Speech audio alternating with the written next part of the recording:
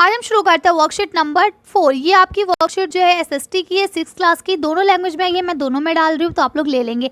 इसके अलावा चलिए शुरू करते हैं। पहले आप लोग इसे अच्छे से लेबल कर लेंगे। आज हम पढ़ेंगे पार्ट 1, जिसका भाग चौथा चल रहा है, सौरमंडल में पृथ्वी। तो चौथे भाग में हम क्या पढ़ेंगे? शुद्ध ग्रह, आकाश गंगा यानी गैलेक्सी और ब्रह्मंडल के बारे में आज हम लोग जानेंगे। ठीक, इसके अलावा आप लोग अपना नाम, अपना क्लास, सेक्शन और अपने शिक्षक का नाम लिख लेंगे।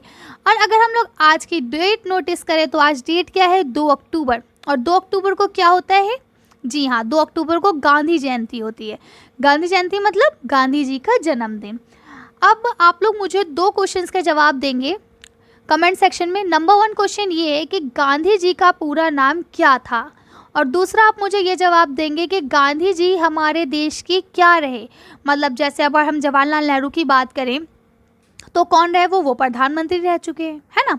या अगर हम और किसी की बात करें तो कोई प्रधानमंत्री या कोई प्राइम मिनिस्टर रहता है, या फिर कोई प्रेसिडेंट रहता है यानी राष्ट्रपति।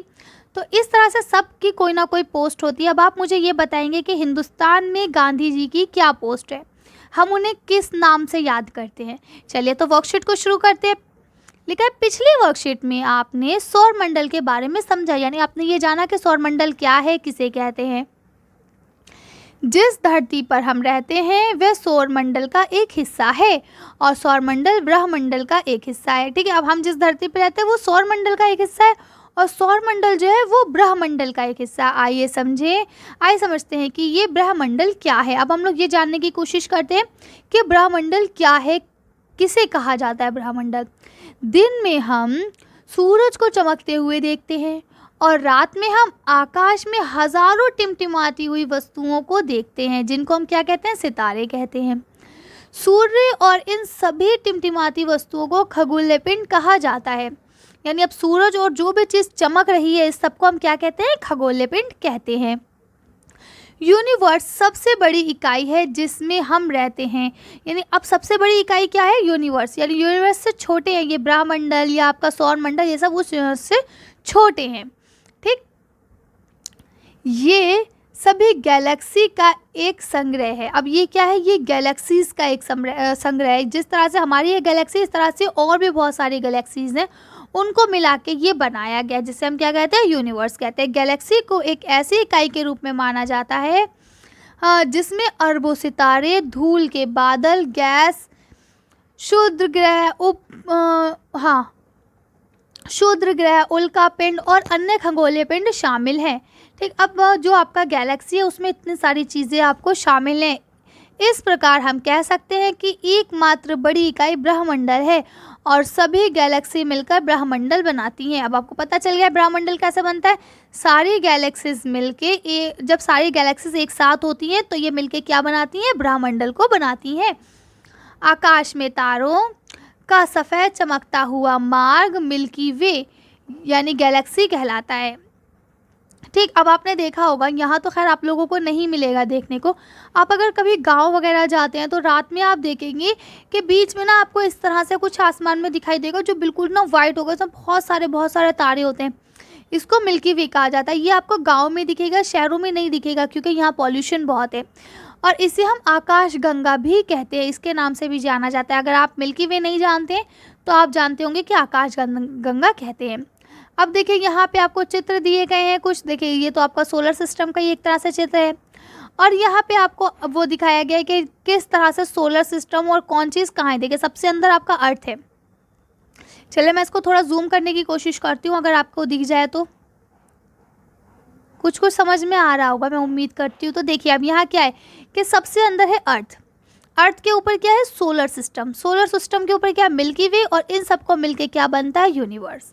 ठीक है, अब आपके समझ में आया कि किस तरह से होता है। तो यही चीज़ इन्होंने यहाँ आपको एक्सप्लेन कर दी है कि किस तरह से जो आपका अर्थ है वो किस तरह से उसके अंदर है, सोलर सिस्टम के अंदर। चलिए आगे देखते हैं। अब यहाँ लिखा है, इस तस्वीर के माध्यम से हम आसानी से समझ सकते हैं कि ब्रह्मंडल में क्या निहित है, यानी कौन कौन चीज़ें ब्रह्मंडल में है, ब्रह्मंडल किस जगह पे आता है। इससे स्पष्ट है कि केवल एक ब्रह्मंडल है, और जो कुछ भी मौजूद है वह इस ब्रह्मंडल में ही मौजूद है। ब्रह्मंडल सिर्फ एक है यानी यूनिवर्स, और उसी के अंदर सब चीज़ें मौजूद है। चलिए अब आगे पढ़ते हैं। क्या लिखा है? यहाँ लिखा है, सितारों, ग्रहों और उपग्रहों के अलावा ब्रह्मंडल में कुछ छोटे खगोलीय पिंड भी हैं, यानी सितारे हैं, ग्रह हैं, उपग्रह हैं, इनके अलावा खगोलीय पिंड भी हैं। ठीक, ये सूर्य की परिक्रमा करते हैं। परिक्रमा यानी कि उसके गोल गोल गोल गोल घूमते हैं। जैसे ये सूरज है तो उसके चारों तरफ चक्कर लगाते हैं। इन्हें क्षुद्र ग्रह कहा जाता है। अब इन्हें क्या कहा जाता है? इन्हें क्षुद्र ग्रह कहा जाता है। क्योंकि आज हमने पढ़ा ना कि आज हम इस चैप्टर में 3 चीज़ों को पढ़ेंगे। कौन कौन चीज़ें थी? चलिए एक बार फिर से देखते हैं। देखेंगे यहाँ पे क्या था? क्षुद्र ग्रह, आकाशगंगा और गैलेक्सी, आकाशगंगा और ब्रह्मंडल। ठीक है, अब देखिए हम लोग ने आकाशगंगा को भी पढ़ लिया और क्षुद्र ग्रह को भी पढ़ लिया। अब आगे देखते हैं यहाँ क्या लिखा है। ये मंगल और बृहस्पति की कक्षाओं के बीच पाए जाते हैं। तो अब ये कहाँ पाए जाते हैं? मंगल ग्रह और बृहस्पति ग्रह के बीच में पाए जाते हैं। ठीक है, सबसे बड़ा क्षुद्र ग्रह सेरस है। तो सबसे बड़ा क्षुद्र ग्रह कौन सा है? सेरस। ये चीज़ें आप याद रखेंगे, ये आपके एग्जाम्स में भी पूछी जा सकती है। इसका बोला चट्टानों के छोटे छोटे टुकड़े जो सूर्य की परिक्रमा करते हैं उन्हें उल्कापिंड कहा जाता है। अब उल्कापिंड किसे कहा जाता है? वो छोटे छोटे चट्टानों के टुकड़े जिसको आपने सुना होगा न्यूज़ में कभी कदार, ये कहते हैं ना कि एक वो ऊपर से आ रहा है जो पृथ्वी पर टकरा जाएगा, इस तरह से आपने बहुत बात सुना होगा ये सारी चीज़ें। इसको जो छोटे छोटे चट्टानों के टुकड़े होते हैं वो भी एटमॉस्फेयर में हैं, ऊपर मतलब ब्रह्मंडल में आपके सबसे बाहर। तो वो जो है वो भी सूरज की परिक्रमा करते हैं। जैसे सारे ग्रह उपग्रह सब उसके चक्कर लगाते हैं, उस तरह से ये भी चक्कर लगाते हैं। ये पृथ्वी के वायुमंडल में प्रवेश करते हैं तो ये जलने लगते हैं। ठीक, अगर ये पृथ्वी के वायुमंडल में आ जाते हैं, पृथ्वी के अंदर एंटर कर जाते हैं तो ये जलने लगते हैं। उल्कापिंड घर्षण के कारण गर्म हो जाते हैं और जल जाते हैं। ठीक है, और उसके बाद क्या होता है? जब ये गर्म होते हैं, क्योंकि देखिए जब ये कोई चीज़ आती है ना तो वो बहुत स्पीड में आती है। जब स्पीड में आती है तो एटमॉस्फेयर उसे नई नई चीज़ें मिलती है जिसकी वजह से वो जो है अपने आप में गर्म होने लगती है और उसके बाद वो जल जाती है। उल्कापिंड पूरी तरह से नष्ट नहीं होते हैं और पृथ्वी पर गिरते हैं तो गड्ढा बना देते हैं। इस तरह से जब वो जलते हैं तो ये नहीं है कि वो जल के राख की तरह गिरे, ऐसा नहीं होता है। वो क्या होते हैं? गिरते हैं तो भी पृथ्वी पे कहीं ना कहीं गड्ढा बना ही देते हैं। तो अब आपको यहाँ तक समझ में आ गया होगा। अगर कुछ समझ में नहीं आए तो आप लोग इसे दोबारा से देख सकते हैं इस वीडियो को। मैं आपसे यही रिक्वेस्ट करूंगी कि अगर आपको कोई चीज़ समझ में नहीं आती है तो आप लोग इस वीडियो को एक बार दोबारा से देखने की कोशिश किया करें, क्योंकि मैं ज़्यादा से ज़्यादा चीज़ें एक्सप्लेन करने की कोशिश करती हूँ। अगर कुछ भूल जाती हूँ तो उसके लिए मैं माफ़ी चाहती हूँ, लेकिन फिर भी मैं पूरी कोशिश करती हूँ कि आपको हर चीज़ समझ में आए। इसलिए अगर आपको कोई चीज़ नहीं समझ में आती है तो आप लोग इसे दोबारा देखा करें। ठीक है, अब लिखा है स्वयं को जांचिए कि अब आपने क्या समझा, क्या सीखा, इसको हम लोग देखते हैं। तो पहला प्रश्न है आपका, ब्रह्मंडल से आप क्या समझते हैं? चलिए इसका आंसर हम लोग देख लेते हैं। तो आप इसका आंसर क्या लिखेंगे? सभी गैलेक्सीज मिलकर ब्रह्मंडल बनाती हैं, यानी कि ब्रह्मंडल के अंदर सारी चीज़ें आ जाती हैं। ठीक, तो आप इसका बिल्कुल शॉर्ट आंसर लिखेंगे जितना के लिए हमारे लिए सफिशिएंट है। तो यही आंसर हमारे लिए सफिशिएंट है कि सभी गैलेक्सीज मिलकर क्या करती है? ब्रह्मंडल को बनाती हैं। क्योंकि अगला क्वेश्चन है ना, अब गैलेक्सी क्या है, हम लोग उसमें पढ़ लेंगे कि गैलेक्सी क्या है, तो आपको ये बात क्लियर हो जाएगी। चलिए आंसर देखते हैं। आपका दूसरा प्रश्न है कि गैलेक्सी क्या है। चलिए इसका आंसर देख लेते हैं हम लोग कि आप इसका आंसर यहाँ से लिखेंगे। गैलेक्सी एक शब्द है जो अरबों सितारों, धूल के बादल, गैसों यानी बहुत सारी गैसेस हैं, क्षुद्र ग्रहों, उल्कापिंड और अन्य खगोलीय पिंड शामिल हैं। यानी गैलेक्सी किसे कहा जाता है? जिसके अंदर ये सारी चीज़ें शामिल हों। ठीक, और ये गैलेक्सीज मिलकर ही आपका पहला वाला क्वेश्चन जो है वो बनाती हैं। ठीक है, यानी ब्रह्मंडल क्या बनाती है? यही सारी गैलेक्सीज मिलकर ब्रह्मंडल का निर्माण करती हैं। चलिए अगला क्वेश्चन देख लेते हैं।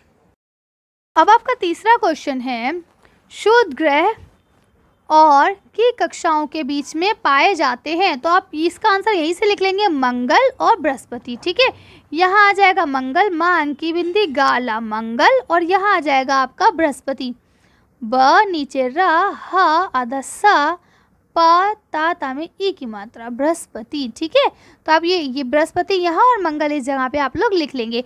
चलिए अगला क्वेश्चन देख लेते हैं। यहाँ लिखा है अगला क्वेश्चन लिखा है, कल्पना कीजिए अगर कोई उल्कापिंड पृथ्वी से टकरा जाए तो क्या होगा। चलिए इसका आंसर देख लेते हैं कि अगर कोई उल्कापिंड पृथ्वी से टकराएगा तो उससे क्या होगा।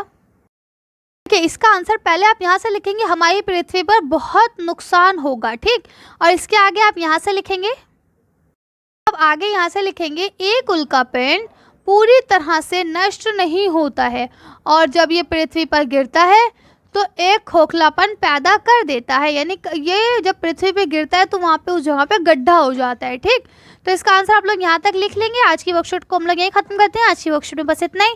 अगर आपको हमारी वीडियो पसंद आई हो तो प्लीज़ इसे लाइक और शेयर करें। अगर अभी तक आपने हमारे चैनल को सब्सक्राइब नहीं किया तो प्लीज़ हमारे चैनल को सब्सक्राइब करें। Thank you for watching.